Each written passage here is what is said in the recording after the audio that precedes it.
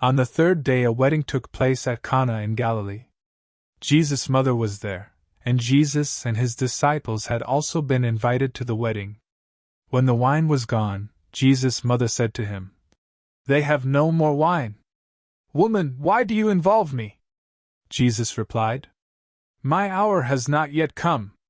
His mother said to the servants, "Do whatever he tells you." Nearby stood 6 stone water jars, the kind used by the Jews for ceremonial washing, each holding from 20 to 30 gallons. Jesus said to the servants, "Fill the jars with water."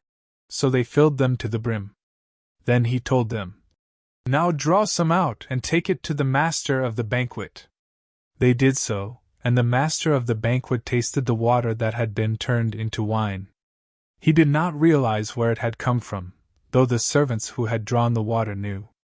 Then he called the bridegroom aside and said, "Everyone brings out the choice wine first, and then the cheaper wine after the guests have had too much to drink, but you have saved the best till now." What Jesus did here in Cana of Galilee was the first of the signs through which he revealed his glory, and his disciples believed in him. After this he went down to Capernaum with his mother and brothers and his disciples. There they stayed for a few days. When it was almost time for the Jewish Passover, Jesus went up to Jerusalem.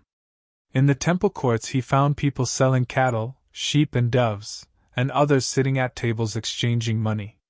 So he made a whip out of cords, and drove all from the temple courts, both sheep and cattle.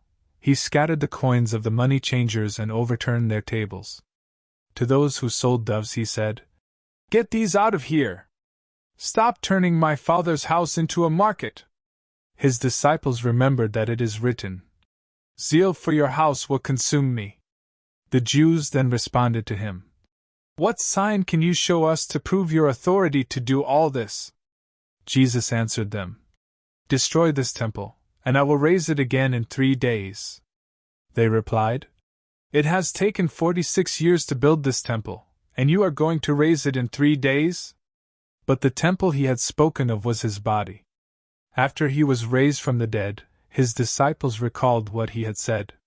Then they believed the scripture and the words that Jesus had spoken. Now, while he was in Jerusalem at the Passover festival, many people saw the signs he was performing and believed in his name.